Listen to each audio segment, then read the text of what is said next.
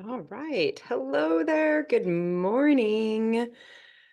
Thank you for being here. It's, morning time, and I think it can be crazy. It's funny. I just start this webinar and my phone starts ringing. So my watch starts buzzing at me, which I think is hilarious.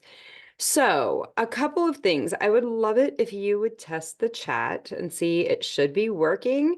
In the past, I've always said, use the chat. And then people will be in, they'll be like, the chat doesn't work. And I'll be like, oh, okay. So I think I fixed the setting on Zoom to make that work.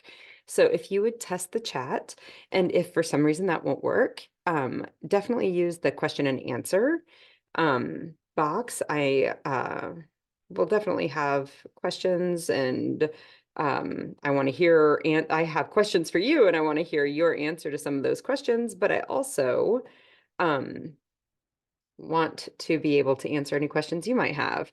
Lastly, if you're interested in coaching, don't hesitate to raise your hand.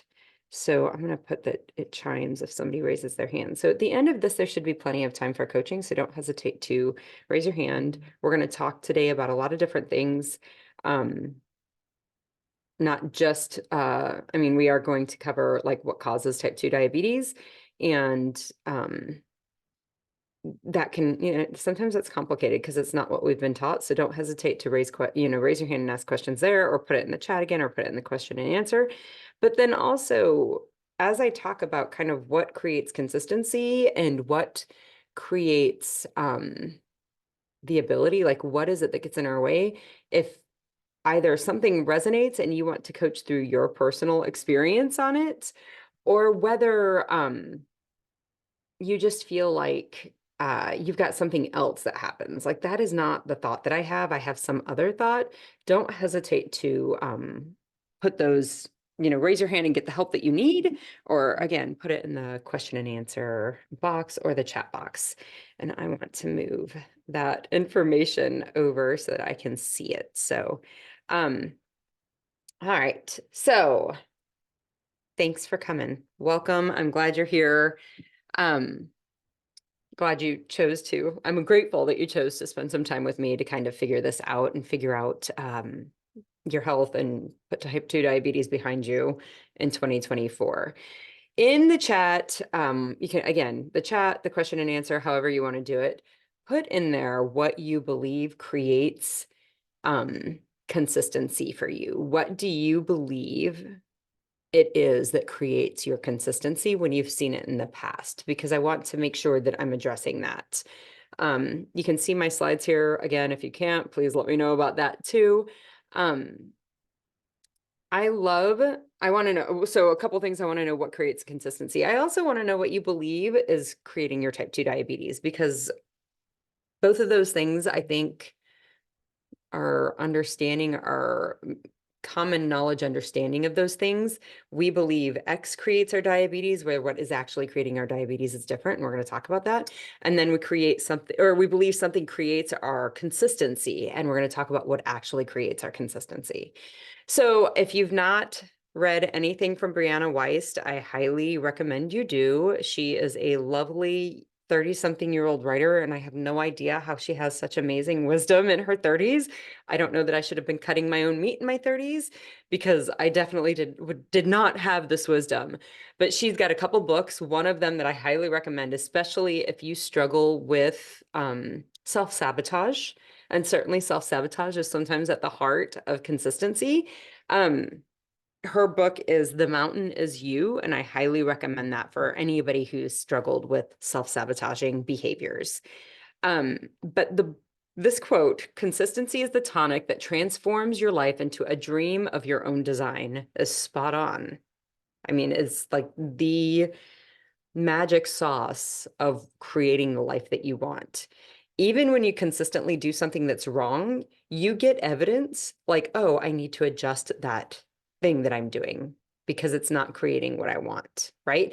If you're consistently eating carbohydrates, you're going to not be maybe getting the health results that you want. If you see that consistent pattern and you can see what it is, you just need to change it. And that's where this consistency becomes the thing that transforms your life into whatever you want, the dream that you've always had for yourself. This particular quote is from the Pivot Year. I am not paid by Brianna Weiss to promote her books, but the Pivot Year, it's 365 passages. They're meant to be read each day. And this was at the bottom of one that she had about consistency. So I thought it fit very well for what we're talking about today. So before we get started, if you're medicated for your type 2 diabetes, please make sure you are careful as you're making any dietary changes. You have been started on meds because of how you've eaten in the past, and if you change the way you eat, you're going to need to change the meds that you're taking. If you don't do that, you can get very sick. So if you're on anything but metformin, you probably need to have a conversation with your doctor if you're going to make some dietary changes so that they know that you're doing that. They're going to tell you how to give your blood sugar logs to them, and then how they want to give you information about changing those meds. So make sure that you set that relationship up with your primary care or whoever your prescribing physician is or provider is. So, but do be careful if you make dietary changes as if you're medicated, because again, you can drop your blood sugars too low and you can get very sick, to include death with that. We don't see a lot of that, but it is possible. So I need you to be aware of that. All right, so today we are going to talk about the cause of type 2 diabetes and what it is. It's not your blood sugars. So if that's something, this may be news to you. If you're just starting kind of on this journey for normalizing your diabetes and fixing that, the cause of it is not your blood sugars, and learning how to fix the cause is kind of how you fix the disease. So, understanding that's really important. We're also going to talk about how to master strategies to fix your type 2 diabetes. We're going to talk about what strategies those are. And then we're going to talk about what they look like in real life, what you can expect to see. I'm going to share a few stories from clients that I've had. And then lastly, how to be consistent in order to create the health that you want in your life. Again, there should be time for coaching at the end. So raise your hand now to get in line for that. And then also make sure you put anything that doesn't make sense to you. Put it in the chat box, put it in the question and answer. Let me know so I can make sure that you're getting the help that you need from this webinar. So what causes type 2 diabetes? Lots of people want to believe that it's their blood sugar. Like, my blood sugar is causing my type 2 diabetes. My blood sugar being too high is what causes my type 2 diabetes. That is not what's causing your type 2 diabetes. That is a symptom of your type 2 diabetes. It's kind of like if you have strep throat, the fever isn't causing your strep throat. The fever is a symptom of the bacterial infection. If you have influenza, the fever isn't causing the influenza. The fever is a symptom of the influenza. The cause of the strep throat is bacterial infection in your throat. The cause of influenza is you got a virus, right? The cause of type 2 diabetes is insulin resistance. It is not the high blood sugars. If you only treat the fever with strep throat, you're not going to make the disease go away. If you only treat the fever with influenza, you're not going to make it go away. The influenza just has to run its course. If you're only treating blood sugars, you're not going to make your type 2 diabetes go away. You're not going to fix the underlying problem. You have to fix the underlying problem, which is this insulin resistance. So what causes insulin resistance is when we get exposed to high concentrations of insulin and you get exposed over a prolonged period of time. The physiology, like how the biology of diabetes, how it works is we develop insulin resistance and then our blood sugars go high. That is how it works. So if we can treat the developing thing, the insulin resistance, our blood sugars come down. Okay. So I want to talk, lots of times this idea of insulin resistance is vague and people don't understand it. And I spend a lot of time here because you have to fix the insulin component, not the blood sugar. And sometimes those aren't the same things. Okay. So what happens, how insulin resistance causes our type 2 diabetes is, I like to use an analogy of noise. So if you think of noise or sound as insulin, like those two are analogous, and you think of your ears as your cells, okay? When you're exposed to a small amount of noise, your ears can respond very sensitively to that small amount of noise. Same thing. if your cells are exposed to a small amount of insulin, your cells can respond to that small amount of insulin very sensitively. But if you go to a place that has a ton of noise, whether it be a sporting event or a rock concert, your ears cannot respond sensitively to the amount of noise that's being produced in that situation. And in fact, like your ears will start, if you've ever had the experience of going to a rock concert and when you come out, your ears feel kind of muffled. That is an element of your ears like being overexposed to noise. They stop working correctly. Suddenly they can't hear whispers from somebody else because your ears are not working correctly. Same thing. Noise is insulin. Your ears are your cells. If your cells get overexposed to insulin, they stop working correctly.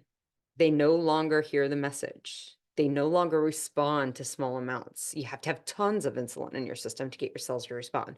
Same thing with the noise. If you've been at a rock concert, your friend can get your attention and pass a message to you, tell you something, but they have to scream really loud. And that's the same thing that's happening in your cells. Your cells can get the message from insulin, but your pancreas has to put out tons of it. Okay. So when your cells are overexposed to the insulin, they stop working correctly. That's called insulin resistance. Kind of like your ears are resistant to noise, your cells are resistant to the insulin. The fix to this problem is not adding more insulin, which is what a lot of times will happen with Western medicine. They're going to give you meds to make your pancreas squeeze out more insulin. They're going to give you insulin injections. They're going to do something to increase the amount of insulin present to your cells to override. They're basically yelling louder at your cells. Okay. And over time, if you're in a rock concert and you continue with super loud noise, over time that damages your hearing long term. Right? We know this. Like, that's why we put earmuffs now on kids when we take them to concerts, right? It's why we have people who work in the airplane industry. They are in any manufacturing industry, they have to wear ear protection. And that ear protection is because if we don't protect your hearing, you're going to lose hearing long term. So it's the same thing, like adding more insulin, like will over time damage you. Possibly. I don't know that I've ever actually seen it. I mean, sometimes it happens to where we can't reverse it because you're so debilitated. Like if you've got renal dysfunction and you need dialysis, you're going to have to be on a diet to maintain dialysis that is anti-diabetes, right? Like it's anti-fixing diabetes. So that diet is going to make your diabetes worse. At that point, we're kind of in a catch-22, okay? But adding more noise to the situation, adding more insulin to the situation is never going to be the answer. The answer to the ear problem is you go home and you go to bed in a quiet room, and when you wake up in the morning, your ears have recovered. Okay. You remove the noise, and your ears can restore themselves, can heal. Same thing with the insulin. If your cells are insulin resistant, you remove the insulin, and your cells can heal. Okay. So that's what you do to fix your type 2 diabetes. So, how do we lower the insulin in our bodies? The insulin in our body is produced because of the foods that we eat. Okay. So if we're eating foods that cause our bodies to release a ton of insulin, the insulin is causing the high blood sugars, then that food is causing the high blood sugars. Yes, but we have to fix that middle step. Okay. Recognize nothing is broken about your body. Like, it's not a genetic thing. If you've ever heard me talk about this, you did not get diabetes from your family. You got your love for pizza and apple pie from your family. That's what I got, right? I did not get diabetes from my family. I got my love for crappy food from my family. That's what, if your family eats that way and you eat that way and your family got sick with a disease, you can expect that you're going to get sick with that same disease. Okay. Nothing's broken about your body, and it's really important to see that this is a normal physiologic response. This is a normal biologic response in the human being when the human being in our biology gets exposed to food that's not really natural to the human diet, to the human being, right? This is the standard American diet, the SAD diet. It's made up of tons of food that are not naturally available to human beings. Our biology has not developed a way to manage those foods that in a way that doesn't keep us sick or doesn't make us sick. Okay. So consistently eating foods that produce a disease in your body that create type 2 diabetes is what has created the disease, right? Consistently changing that to eating foods that don't produce a ton of insulin in your body, that is going to fix your type 2 diabetes. Remember, please understand that you have to fix this insulin component. Just because your blood sugars are lower does not always mean that your insulin resistance has gone, it's gone away, or that your insulin is lower. It takes time of consistent behavior. And that's where consistency is so, so important. It takes time of like months of consistently lowering that insulin level in order for your cells to have an opportunity to heal. Okay. And I'm going to talk a little bit about this, but you can expect 6 to 12 weeks of consistently eating in a way to keep your blood sugars low, which keeps your insulin level low. And when your insulin level is low, then your cells can heal up, right? Like you have to stay out of the noise for a while for your ears to heal up. Okay. So keeping that low, it takes 6 to 12 weeks at least. Sometimes it takes longer before your insulin resistance actually resolves. Okay. Let me know if there's any questions about that, because I do understand that that is not necessarily what the diet industry teaches. This isn't what the nutritionists and dietitians frequently will teach. This is not what you're hearing from your doctor. Like, I understand this is not what you're seeing in your doctor. If you go to your doctor and have lunch with your doctor, they're going to eat like breadsticks and all sorts of bread and flour and sugar-based foods. And then they're going to have dessert because that's what we do, right? Like we're not seeing this, so it may not make sense. So if there are any questions, don't hesitate to put it again in the chat or the question and answer. Okay, so my basic strategy, the DelaneMD strategy, is basically that you stop eating junk. This is the primary part. Yes, I teach fasting, and yes, I teach nutritional ketosis, but there is no amount of fasting or nutritional ketosis that's going to make eating junk okay. We are the only animals on all of the earth that doesn't eat the food that the earth is making for them. Squirrels do not complain about acorns and ask for pizza, and deer doesn't get bored with grass and ask for Chinese food. And poor koalas can only eat eucalyptus leaves. That's all they can eat. Anything outside of that makes them sick. We are the only human that looks at the food of the earth. We look at the lettuce, the cucumbers, the tomatoes of the earth, and we're like, nah, I'm good. I'm going to have Red Bulls and Doritos. And that's why we're sick and we can't figure it out. We're like, what's the problem here? If you think about it, most people put more thought into what they're going to feed their dog than they do about what they feed themselves. The zoo handlers, like the zookeepers at the zoo, have way more restrictions on what they will feed the giraffes and the tigers and the rhinoceros than they ever think about than what is at the food, like the food court at the zoo, right? Like they eat all of that stuff. They don't ever consider, does this food match my biology? When they do think about it for the giraffes and the rhinoceroses and the tigers and the lions, right?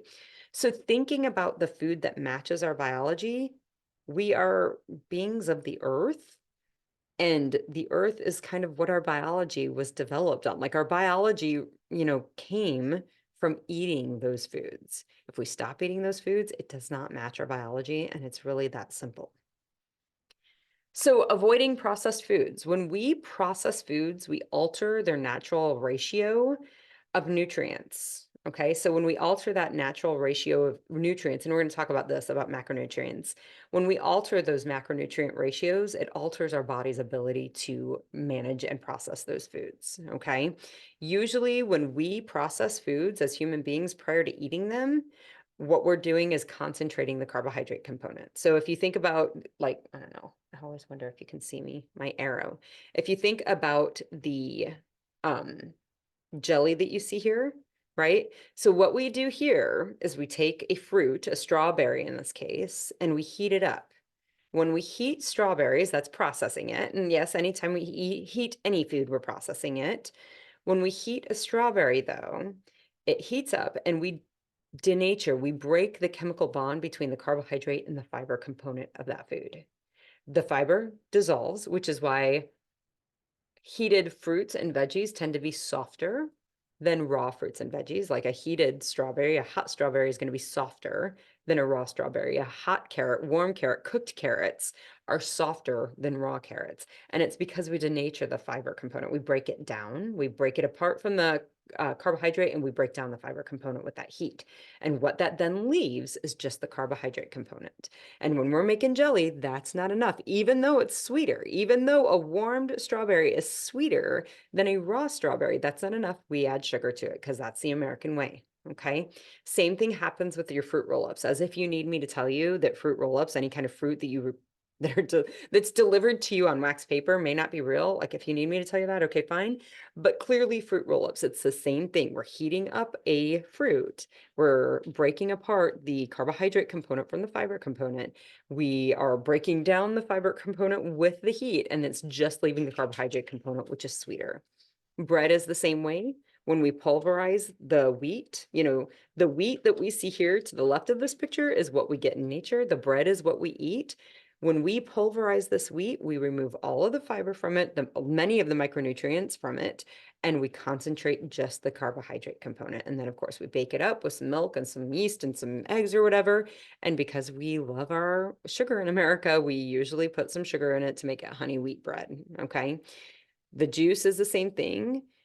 If you're going to make a 6 to 8 ounce glass of orange juice, you're probably going to require it will require at least 8 oranges, and we squeeze out the sugar and we remove all the fiber from it. Okay. That is concentrating the sugar component and throwing away the fiber component. So, and if you think about eating 6 to 8 oranges in one sitting, like that's a ton of oranges, right? Like we get full before we ate that. But when we drink it in a glass, suddenly we consume all this sugar. We're able to consume all this carbohydrate component. This is the problem with processed foods. This is why it's so imperative to eat food in their natural forms.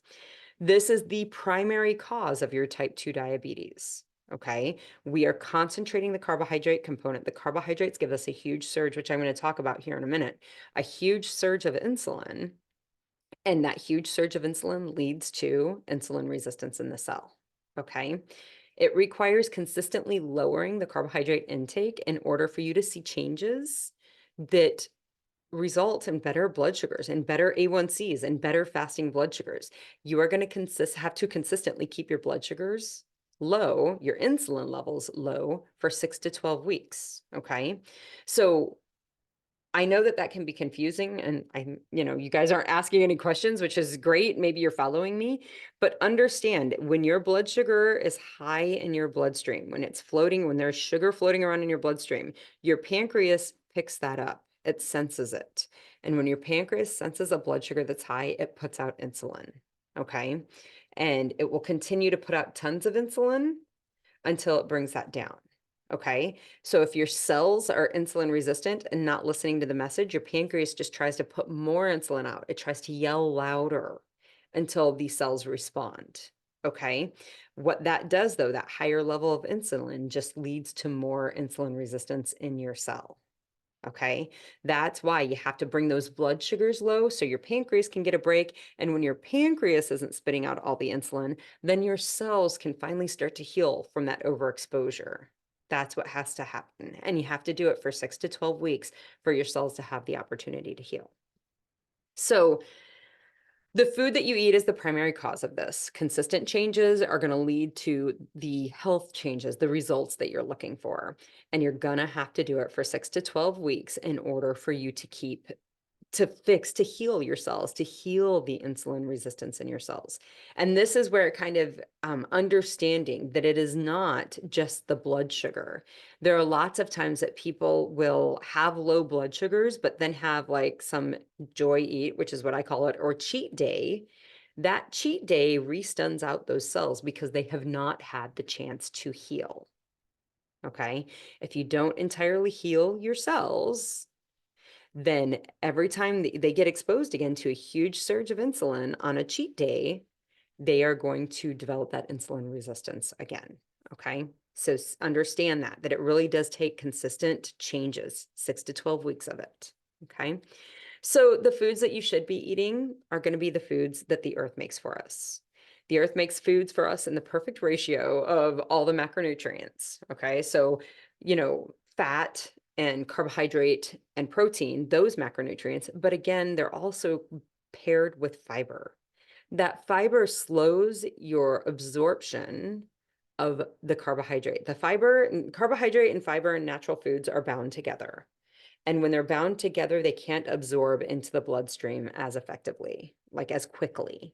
So instead of getting a huge spike of insulin, you're getting kind of this bump of insulin, or instead of getting a huge spike of glucose, you're getting a bump of glucose. And again, there's going to be an insulin response with that. Okay. So the fiber is huge and protective when eating carbohydrates, which is why carbohydrates in the form of tomato or a pepper or a strawberry never made anybody sick. But carbohydrates in the form of strawberry jelly or ketchup with sugar in it or pizza sauce or pizza, like all of those foods, we have pulled that fiber component away from those processed foods, and those foods will make us sick. Okay.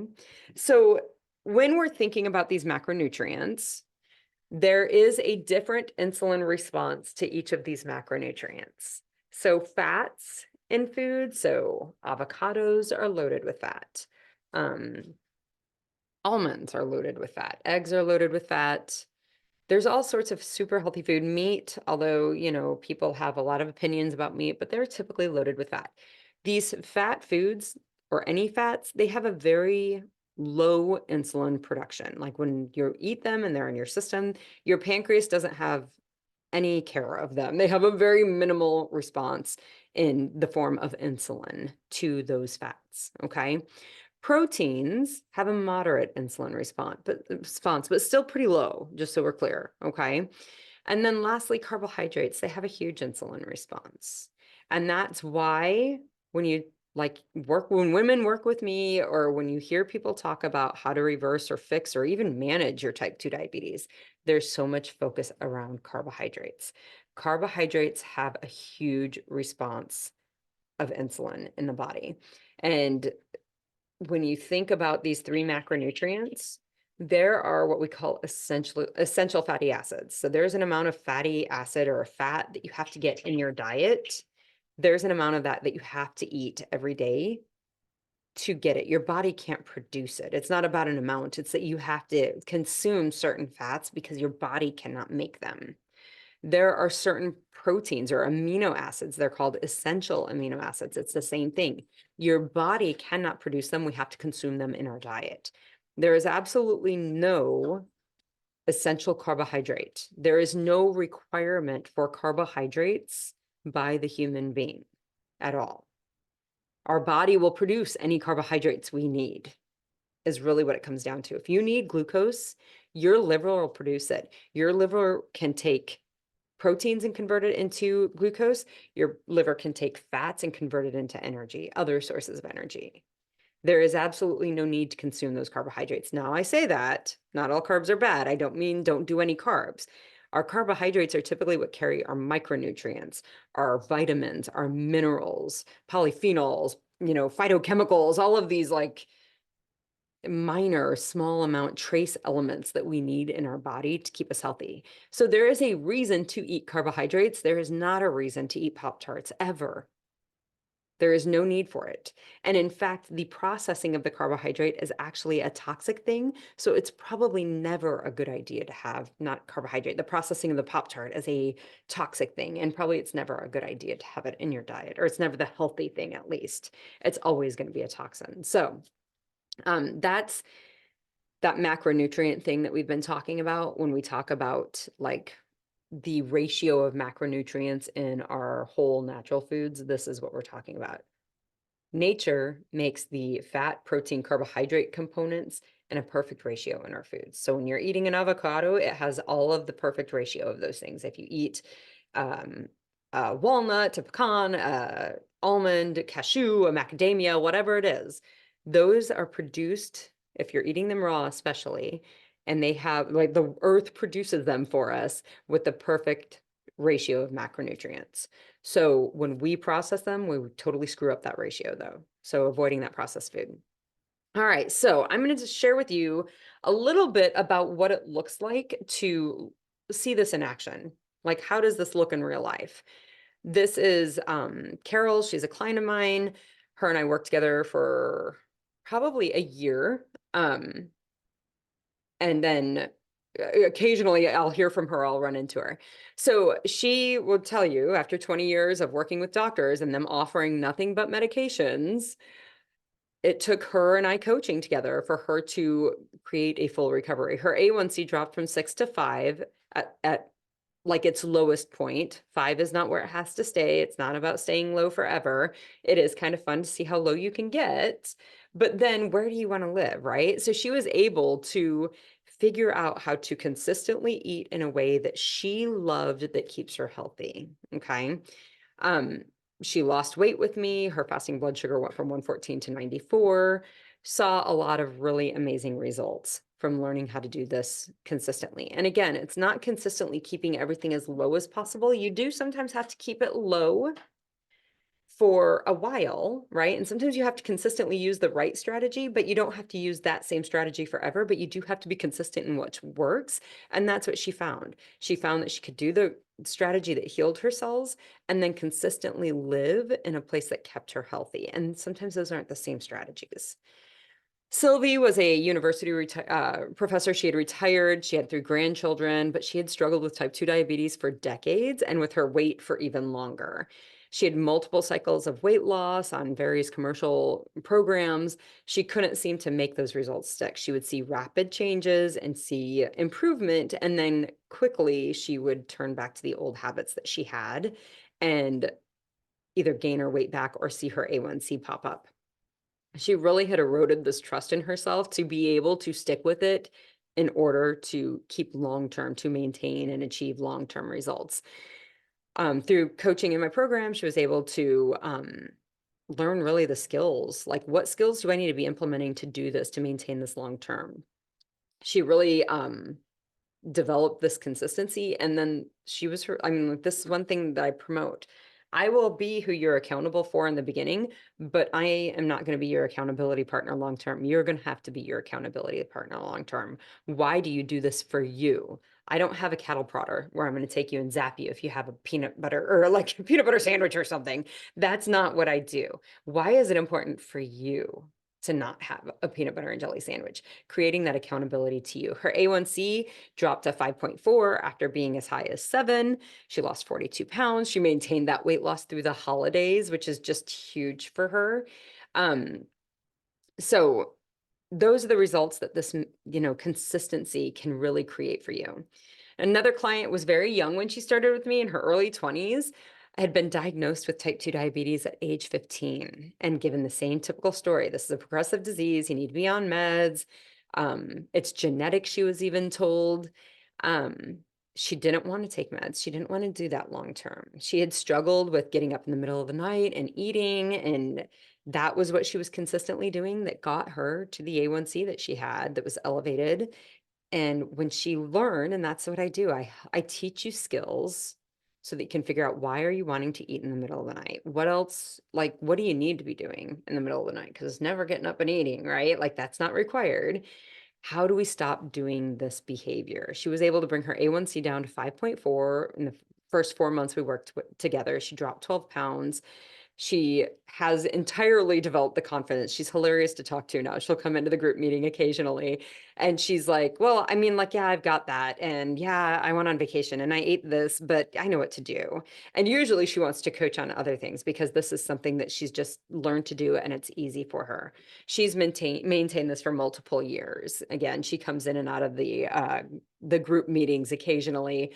And yeah, she's gone on. She's like working a professional job. She's getting married. She may already be married. She's thinking, I'm getting married. I want to have babies. She's just really had this amazing, I don't know, before she was worried she was going to be stuck with diabetes for the rest of her life. And how was that going to impact all of her ability to do these things? And now she has the complete confidence. She knows how to do that part. And she's just enjoying life and it's fun to watch. And then lastly, Linda. Linda doesn't talk too much about consistency, although I know it's hilarious when we coach together. She always tells me how it's uncomfortable and why can't I eat the things? And there's all this, but she would never call it consistency. But what I know is she's a champion at consistently doing the thing that's hard, even when it's hard. And maybe she doesn't always want to do it. What she has said is, this is the best thing I've ever done for myself. She said her fasting I've seen on her logs have dropped from 115 to right around 100. Her A1C's dropped to 5.4. She's lost over 40 pounds. She again maintained it through the holidays. And then she allowed me to share a picture. And I mean, what more can you say about this picture? I mean, one, her smile just makes everybody smile, but clearly she has lost weight. She's vibrant. She's enjoying life. So how to create these consistent results, or how to create consistency in your life? Again, I know what people say. They believe that consistency is created from a schedule. Like, I have a routine. That's what creates consistency. Tell me if any of this is what you're having. You know, you have a routine in your life. You have the foods I need, right? Like my fridge is stocked. That's what allows me to be consistent. Um, I stay away from the break room. That allows me to be consistent. So consistency is built on practice, period, end of sentence. It is practice, practice, practice. Sometimes you do need information, like we need to talk about, oh, it's going to take 6 to 12 weeks of consistent behavior for your insulin resistance to heal. That's just information that you may not have had. Insulin resistance is the cause of your type 2 diabetes. That may be information you just didn't have. Okay. Sometimes that alone can create the consistency that you're looking for. But sometimes we need more. We need to, again, practice. Like, what is it that's going to work? This starts with making a plan. You make a plan. And I always tell women, start with what you know is right. I mean, like, Pop-Tarts are a problem. Donuts are not good for you. Burgers and fries are a problem. The sodas are a problem. The Kappa Frappa Chappa Bappas from Starbucks that are loaded down with sugar. They're a problem. You don't need me to tell you that. That's not information you need. Start with what you know is an issue and plan to avoid them. And then you practice sticking to that plan. And when you don't stick to the plan, you coach on it. And so we're going to talk about like self-coaching. We're going to talk about the thought model, which is a self-coaching technique that you can use to deconstruct the reason you didn't stick to a plan. Okay. And lots of women will say, and you may be saying, but plans don't work for me. Like, I don't like plans. I've made them before. I don't stick to them. They just don't work for me. The plan is not what doesn't work. You have to figure out why you're not following the plan that you've committed to. If you committed to not having donuts from the break room today and you ate them, it's not that the plan for not donuts didn't work. It's that you have to figure out why you ate them anyway. Okay. This idea that the plans don't work leads to a cycle, right? You hear about an amazing plan. Maybe it's a commercially available Weight Watchers. I think Jenny Craig doesn't exist anymore, Nutrisystem, whatever it is, Noom, right? Like, you hear about this amazing plan and you're like, hell yeah, I'm going to do that. And you commit, but then it gets boring, or it's too time consuming, or you just stop liking it and you quit. Many women, you may have seen this with the 14 days to better blood sugar. And if you don't have that, I'm going to put that link, maybe I'm going to put that link in the chat. But you may have seen a very similar experience with even doing that, like just sticking to 14 days of eating differently. And like 2 or 3 days, you're like, but I don't like this. The plan must be broken. This plan doesn't work for me. Lots of times women will say this. It's not that the plan doesn't work for you. Okay. What usually is the issue is that we have to change the thoughts, like, oh, it's boring, right? Or it's too time consuming, or, oh, it's not going to let me copy and paste this. I will put it in. Oh yeah, my mouse is not happy with me. I have over stressed my mouse. It's those thoughts though that are the issue. It's not ever that the plan doesn't work. And whether you haven't been able to follow my 14-day plan, or whether you haven't been able to follow Weight Watchers, or whether you haven't been able to follow the plan that your dietitian gave you. It's not that the plan's broken. It's these thoughts. It's boring. It's time consuming. I don't like it. Those are the issues that are the problem. It's never the plan. Most women have repeated this cycle with many plans, and they feel like they need to find the right plan. And of course, it's never the plan. You can keep looking for another plan. Recognize like you don't need to find the right plan, and you're never going to find the plan that allows you to keep eating the foods that made you sick. That's just never going to happen. It's not the plan issue. What is consistent with your inability to follow what is consistent with why plans don't work is that your brain brings the same thoughts to each plan. That's why it's not working. It's not the plan being an issue. The common denominator are the beliefs that you're bringing, right? So this is a thought issue, and this is why the thought model is so effective for changing this. If you have thoughts like, um, the salad is boring, right? Or, oh goodness, I didn't mean to advance that. Or salmon and chicken is boring, or eating, something else tastes better, a burger tastes better, or I just need some ice cream, or a little candy would hit the spot, or eating drive-through is just easier. Any of these sound familiar to anybody? If there's something else that your brain goes to about a plan, please put it in the chat so we can point out like where that's leading to the failure of the plan. The plan is never the problem. I mean, like, it may not be your favorite plan. You don't have to do any certain plan, right? There is not one that I'm like, oh, you've got to do this. But the way that you create consistency is by taking a plan and sticking to it. And you have to overcome these thoughts if you're going to do that. So let me know what sounds familiar. Let me know if you're having a different thought. Okay. Anywhere you bring the thought that a burger tastes better to any plan that you bring that to, you are always going to have the same problems and the same result with that plan. Okay. The thought is the problem, not the chicken salad, right? That's never the problem. It's the thought that I'd rather have a burger. When you're looking at a chicken salad and you think I'd rather have a burger, you're going to feel unsatisfied. It's totally okay to have the thoughts. Don't fight them, but don't let those thoughts drive your car, the car that is your health. Okay. I feel so much better if I have blank. And so I do want to talk about that, Cheryl. So if you like, this is the thought model. Okay. The thought model is 5 components. You have a circumstance. Those circumstances are things that everybody sees. Everybody sees and agrees with them. Okay. So for me, my circumstances, there is snow on the ground. Like everybody in Kansas can see that there's snow on the ground. Nobody's going to argue with that. It can be proven in a court of law. My thought is snow is awful. Like, why are we doing this? My feeling is I'm unhappy. Miserable is probably strong, but I'm definitely unhappy about it. My action is I stay at home and I don't do anything because snow's on the ground and I'm not happy about that. And my result is I'm not doing anything fun. Right? So we have circumstances, we have thoughts about those circumstances. Those thoughts create a feeling. Mine's unhappy when we talk about the weather. We have actions. Those feelings drive certain actions in our body, like in our existence, and sometimes in actions and inaction. Okay. And then the result is what we get from that thought, feeling, action combination.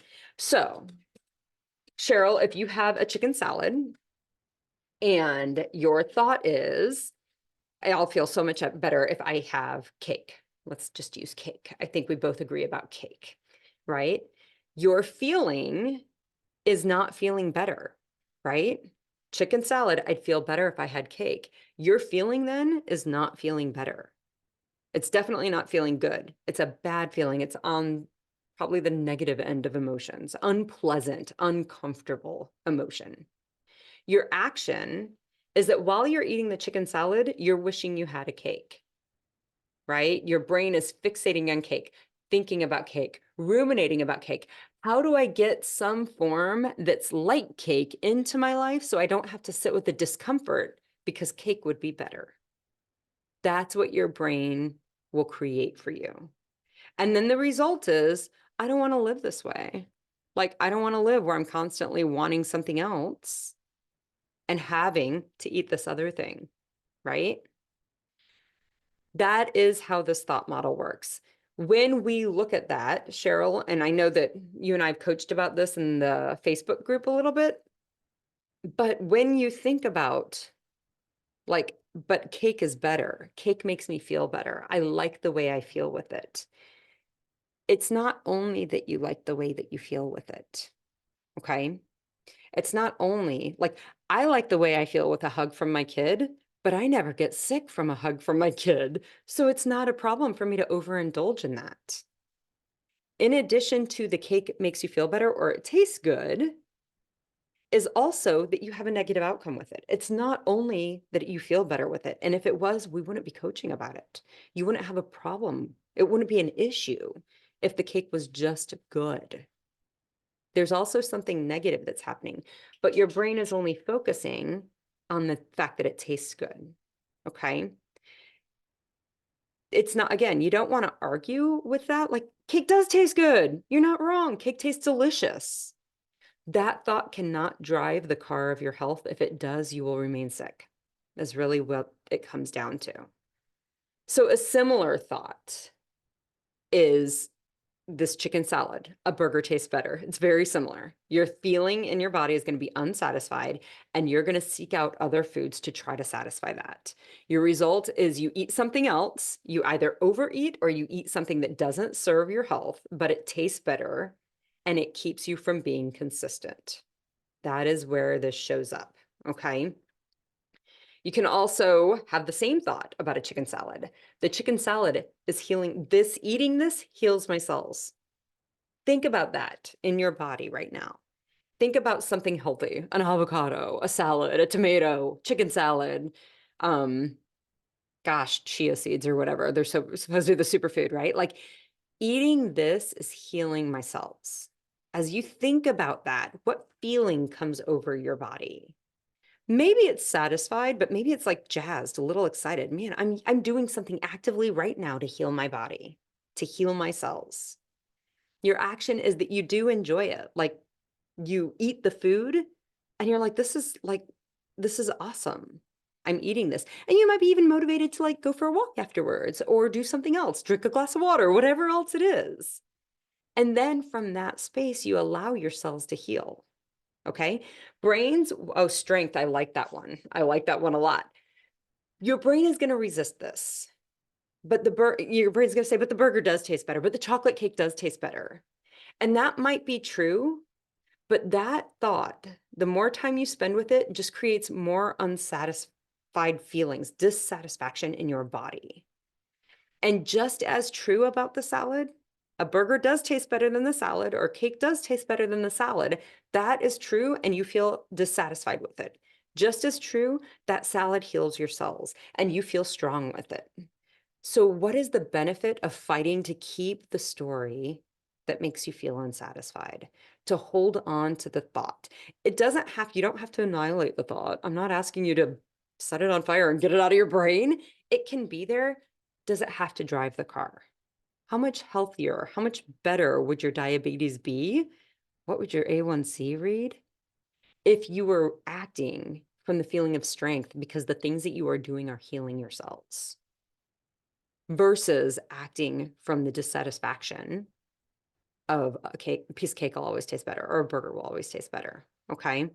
That is how this thought model helps you to stay consistent. Okay. Definitely Cheryl and Naise, I'm pretty sure Naisea. I always get your name wrong and I'm so sorry, but you guys have put some things in here. Anybody else have thoughts that you're like, oh, my thought is something totally different. Any of those things that you have, please put them in there because I'm happy to coach through any of those.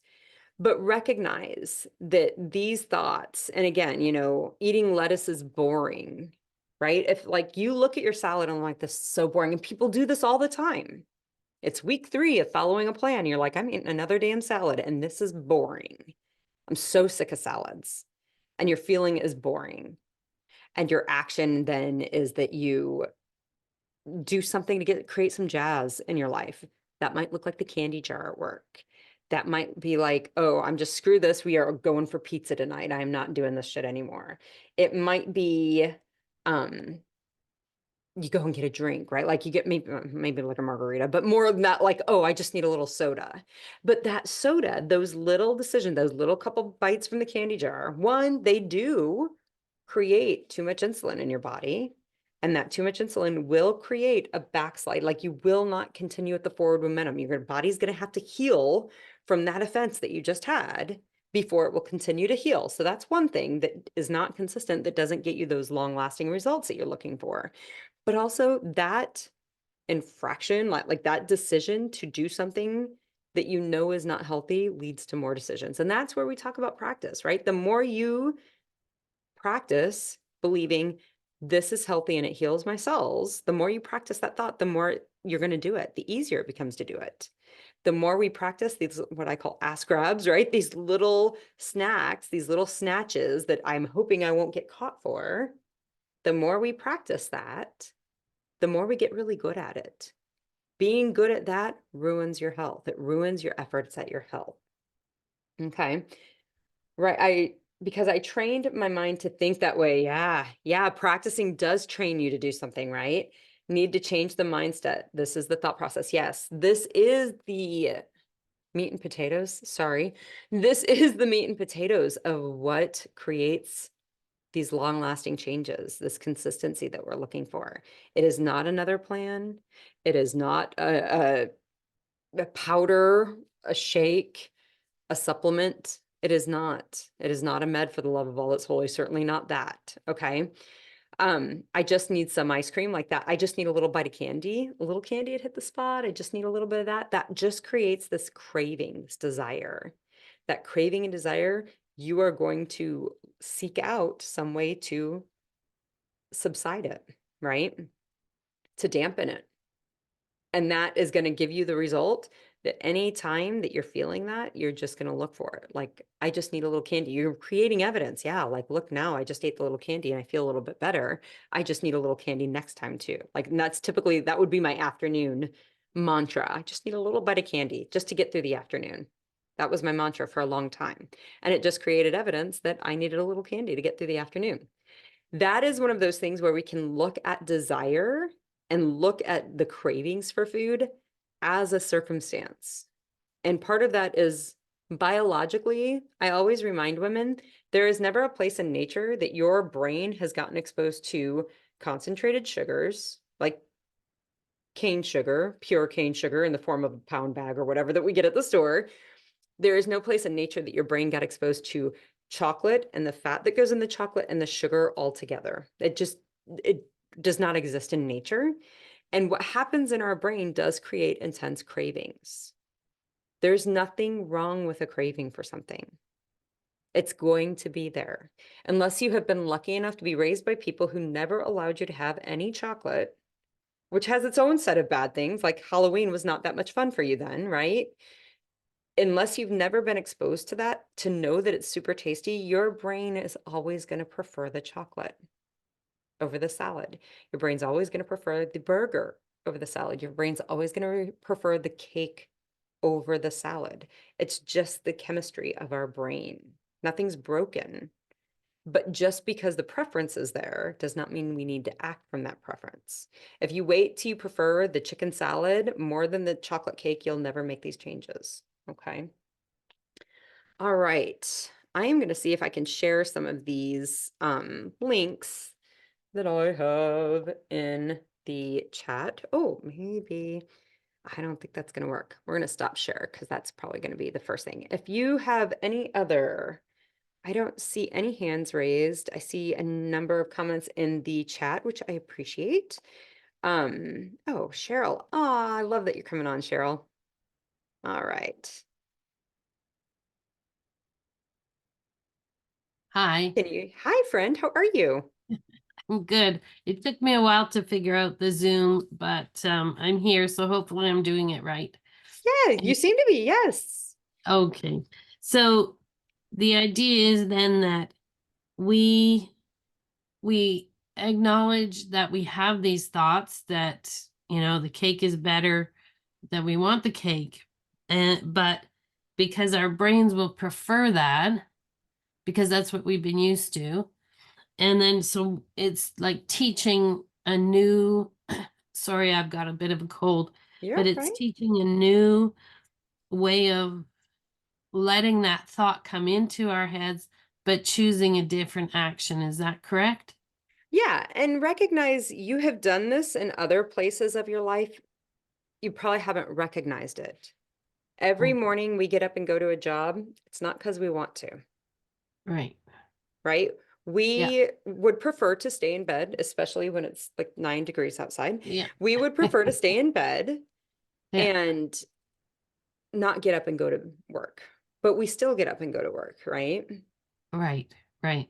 And then the idea is that the more that you You um practice it, the the more easier it that you gets. do this, the more that you just kind of you let the thought be, but you override the action on that thought, the more Yeah. that sort of the brain gets reset almost. Yeah. Well, the brain, and I will offer, I mean, so I feel women ask me pretty regularly about, do I struggle? Like, do I want? And of course, the holidays just passed. And like, if you asked me in August, I'd be like, man, I don't know. I mean, like, I could take or leave any of the sweets. Whereas before, I was like, oh my gosh, which leg do I sever to get more M&Ms, right? Yeah. Um, it does, after you practice it a while, like the more practice, the more time you spend choosing the chicken salad instead of the cake, the easier that choice does get. And again, it's a practice thing. The more times you ride a bike, the easier it gets to ride a bike. The more times you learn to Right. drive a car, the easier it got to drive a car. The more you Right. practice it, the easier it gets. But if you re-expose your brain, like if you go back to like letting go of the practice of not eating it, it does become like, oh, I mean, so after the holidays, like my brain had a lot of cravings. It did not last nearly as long as it used to. But Yeah. I remember like on the 27th being like, holy crow, my brain's offering me all this junk. What's happening? And Yeah. it's like, of course it's offering you all the junk. You've enjoyed the holidays and had treats over the holidays. So of course it's offering you that. Right. So, Right. and the recognition, I think that the reason it passes easier is because I'm not fighting with it. I'm not trying to find the alternate universe where I can live where there is no craving for chocolate, because that's always going to be a part of my brain. Yeah. Yeah. Yeah. And actually I've noticed that like we went on a big holiday and so I was doing very good um before the holiday, and I knew there was going to be lots of eating Hmm. and food, and I did not so bad on the holiday. But when I really messed up was coming back from the holiday. So it was almost like after, and then I just felt like the cravings and all that were just huge. Yeah. So curiously, when you were on the holiday, give me some things that you ate during the holiday that wouldn't have been something that you would have eaten. Like that you're like, I know this isn't going to help my diabetes out. Right. Well, we were on a ship and they had these almond croissants and they were really good. And Yes. so, started off with one almond croissant a day. And then I was going like by the end of it was about 11 days. And by the end of it, I was having two almond croissant a day. Yeah. And now we did do lots of walking. So I actually only gained 5 pounds. Hmm. But then coming back, it just felt like I just couldn't get out of couldn't get back to where I was before the holiday. So I think, So and when you were on the ship and eating the croissants, what story was, I mean, like you weren't, like you allowed yourself to have them, right? yeah, And what was the story? Like what was why did you tell yourself it was okay to have them on the ship? well, because I think I had in my mind, okay, this is 11 days. Hmm. So it's like I'm going to allow myself this 11-day, and we don't, it's not something, it was more of a dream trip. So it's not something we do all the time. Yeah. Yeah. So yeah, so it Yeah. was like, You I'm going to had, this let is a myself, special occasion and I'm going to yeah, let this happen. yeah. And And then on the way home, what was your story about things like croissants? um Why wasn't it okay in the airport on the way home? Or 2 days after you were home? Why weren't they okay? well, it was interesting because I just continued um to eat the same way. Like Yeah. I And why didn't was that a problem though? because I was gaining weight and I wasn't feeling good. So it was, Yeah. it was not making me feel good. But On the ship, you were having a thought that like this is a special time and it's yeah, okay. And there's a calm and a peace that comes over your body yeah, when you feel there that way. was. Yeah, And you eat the food and you enjoy the time. yeah, But when you come home, there's a thought, this got to stop. The time's over. This is not okay. yeah, That creates friction in your body. That creates the yes, fight. That's yeah, why it feels hard. yeah. And that was exactly what there was, like the fight. There was like the, Mhm. but Yeah. I want it, but I like it like a toddler, but I want it. I want to keep, Yeah. Yeah. Of yeah. course. Of course. So yeah, I think the realization, I think that it gets quicker and more peaceful when you're like, for my brain at least, like I'm like, why am I'm like, where are all these? It's confusing because for so much of my life, I don't have all these cravings. So I'm like, where are those coming from? But I answer the question. They're coming from the fact that you enjoyed grandma's fudge over the holidays yeah, and you don't usually eat those things. And this is just the way the brain responds to it. It's kind of like if if you get a cut on your hand when you're cooking, like it's annoying that it hurts for so many days until it heals, but you're not like, why is this happening? What do I do to stop it? You're like, oh, this just has to heal. yeah, yeah, And there isn't that frustration that goes along with it. And of course, that's why it seems so hard yeah. It does seem very hard for sure. because we're expecting our brain not to do this. Yeah, Where it's and I do think that that's a lot of the reason that women do struggle with making these changes is because we are like, I've made the decision, I've arrived at a decision, why yeah, is it just not working? And it's just not working because we don't realize that our brain is definitely going to throw up some roadblocks because it wants that feel-goodness that comes with some of those foods. yeah, Yeah. yeah. Does that help, Cheryl? It does, yeah. And Yeah.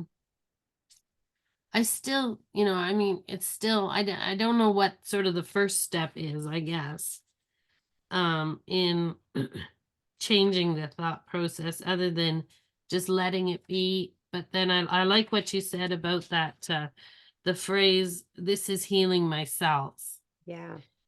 And so then I get, I eat something that's not healing my cells, then I get that thought process, this is Yeah. damaging my cells.